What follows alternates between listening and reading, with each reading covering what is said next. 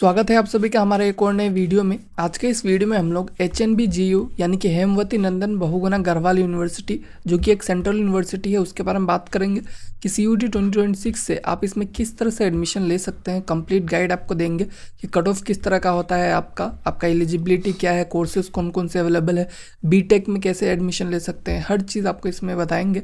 तो आप जो है वीडियो को पूरा एंड तक देखिए ताकि आप कुछ भी चीज़ को मिस ना करें। तो चलिए वीडियो को स्टार्ट करते हैं। आप देख सकते हैं ये आपका कैंपस बिल्डिंग्स एंट्रेंस गेट जो भी है, ठीक है, ये उस यूनिवर्सिटी का है। आप देख सकते हैं इंफ्रास्ट्रक्चर इनका किस तरह का है। इसके बाद यूनिवर्सिटी के बारे में बात करते हैं। ये आपका 1973 में इस्टेब्लिश हुआ था, सेंट्रल यूनिवर्सिटी 2009 में बना। लोकेशन इसका श्रीनगर पौड़ी गढ़वाल उत्तराखंड में है। ये वाला जो श्रीनगर है आपका उत्तराखंड का ही श्रीनगर है, ये आपका जम्मू वाला श्रीनगर नहीं है, मतलब कश्मीर वाला श्रीनगर नहीं है, ठीक है। इसका नेक एक्रेडिशन का बात किया जाए तो ग्रेड ए है, ठीक है, और 121 प्लस एफिलिएटेड कॉलेज जो है इस रीजन में HNBGU के अंदर आते हैं, ठीक है। तो बहुत ही बड़ा इनका नेटवर्क है। उसके बाद बात करते हैं कि कौन कौन से प्रोग्राम्स आपको ऑफर किया जाता है, ठीक है। तो सबसे पहला इसमें मतलब बहुत सारे प्रोग्राम ऑफर किया जाता है अलग अलग स्ट्रीम में। तो पहला है आपका BSc ऑनर्स फॉरेस्ट्री में। तो इसमें आप कोई भी कॉम्बिनेशन अगर आपका साइंस का है तो आपका चल जाएगा, physics chemistry agriculture, biochemistry agriculture, physics chemistry biology, कोई भी कॉम्बिनेशन आपका है सब चल जाएगा। CUET में आप कोई भी कॉम्बिनेशन लेंगे, 3 सब्जेक्ट रहना चाहिए आपका साइंस का। फिर आपका जो BSc ऑनर्स हॉर्टिकल्चर है, ठीक है, इसमें भी आपका सेम जो भी कॉम्बिनेशन आपको यहाँ पे दिख रहा है इसमें से कोई भी चल जाएगा आपके लिए, ठीक है। उसके बाद आपका BSc ऑनर्स, ठीक है, रिसर्च के साथ मैथमेटिक्स ग्रुप का आपका इसमें फिजिक्स मैथ्स एंड केमिस्ट्री जो है कंपलसरी ये आपको CUET में अपियर करना है, ठीक है। BSc ऑनर्स आपका जो लाइफ साइंस ग्रुप है उसमें आपका केमिस्ट्री बायो एंड फिजिक्स इसमें भी कंपलसरी है, ठीक है। उसके बाद आप यहाँ पे B.Pharm भी कर सकते हैं, ठीक है। B.Pharm का भी एडमिशन आपको CUET के थ्रू मिल सकता है। तो इसमें आपको फिजिक्स केमिस्ट्री मैथ्स या फिर बायो में से ऑप्शन है, मतलब PCM, ठीक है, PCM या फिर PCB आप जो है यहाँ पे ले सकते हैं, ठीक है। और भी जो हमारे अंडर ग्रेजुएट प्रोग्राम्स है उसमें आपका UG में आपका B.Pharm लेटरल एंट्री के लिए आपको केमिस्ट्री एंड बायोलॉजी चाहिए, ठीक है। और उसके बाद आपका जो B.Com ऑनर्स है, ठीक है, रिसर्च के साथ इसमें आपका accounts business study and economics चाहिए। उसके बाद आपका जो BSc ऑनर्स है रिसर्च के साथ यौगिक साइंस में इसको आपको GOT का पेपर देना पड़ेगा, जनरल एप्टीट्यूड टेस्ट।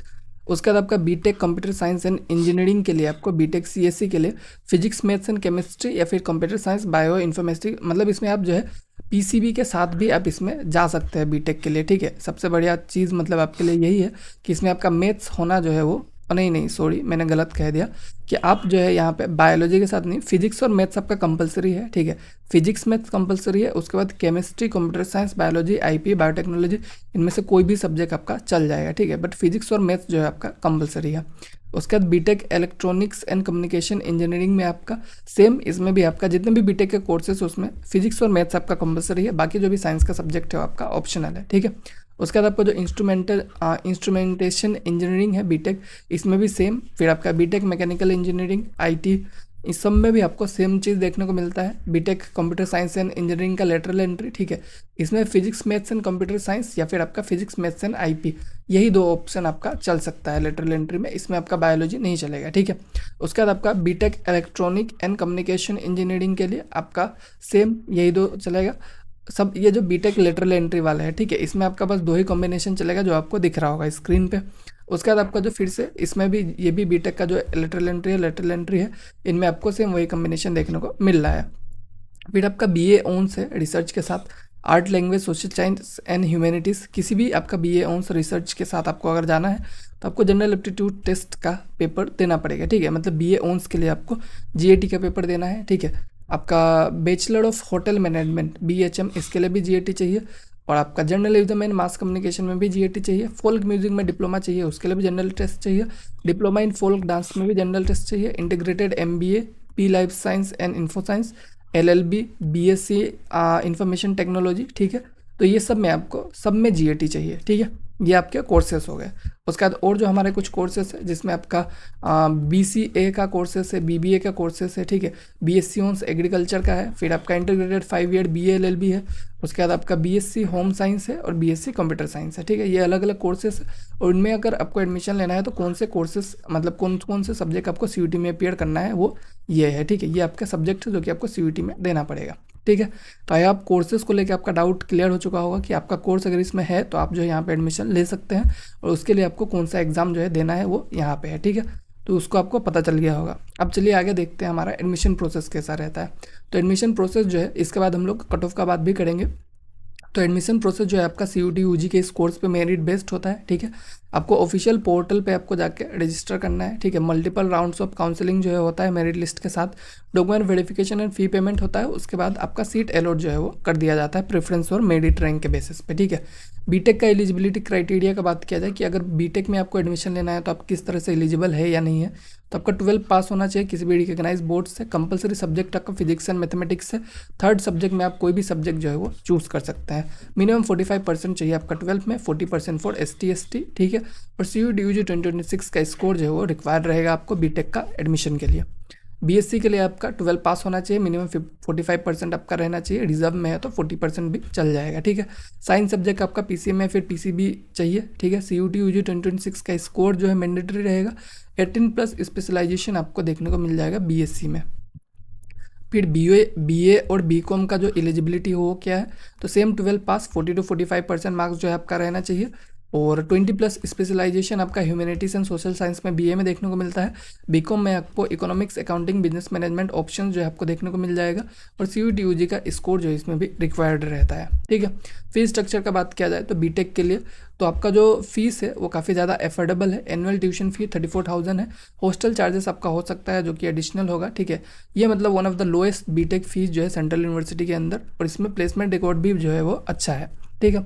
उसके बाद BCom BSc का फी स्ट्रक्चर का बात किया जाए, BSc का आपका 4,700 to 8,500, ये आपका कोर्स के ऊपर डिपेंड करेगा। BA के लिए 1,400 to 8,000, ये भी आपके कोर्स पे डिपेंड करेगा। और BPed के लिए आपका 14,000 to 170, ये भी आपके कोर्स पे डिपेंड करेगा। मतलब कि बहुत ही ज़्यादा अफोर्डेबल फीस है जिसको आप इजीली अफोर्ड कर सकते हैं।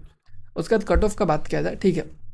जो आपका बीटेक कोर्सेस है उनके कट ऑफ का ये ऑफिशियल उनके वेबसाइट से मैंने लिया है, ठीक है। तो आपका जो कट ऑफ है CUET UG 2025 नॉर्मलाइज स्कोर के बाद, तो उस चीज़ को आप देख सकते हैं यहाँ पे। अनरिजर्व कैटेगरी में आपका CSE का 353 है, ठीक है। 353 आपका कट ऑफ है। और अगर बात किया जाए कितने में से होगा, तो ये होना चाहिए आपका, क्योंकि आप वहाँ पे सब्जेक्ट में देख लीजिए कितना सब्जेक्ट चाहिए। अगर 3 सब्जेक्ट चाहिए तो आउट ऑफ 750 होगा, अगर 2 सब्जेक्ट चाहिए तो आपको आउट ऑफ 500 होगा, ठीक है। तो ये आपका कट ऑफ है, ठीक है।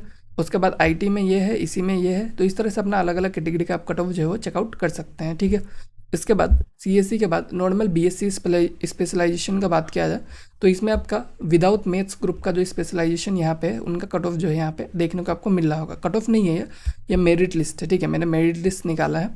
तो ये जो है आपका 750 आउट ऑफ रहता है, ठीक है। 750 में से आपका इतने नंबर, मतलब मान लीजिए 365, ठीक है। इससे नीचे भी बहुत सारे लोग थे, बट मैं बहुत कम नंबर नहीं दिखाना चाहता हूँ आपको। 750 में से आप एटलीस्ट ट्राई कीजिए कि आपका 300 तो रहे ही, ठीक है। तब जाके आपको एडमिशन मिलने का अच्छा चांसेस रहता है।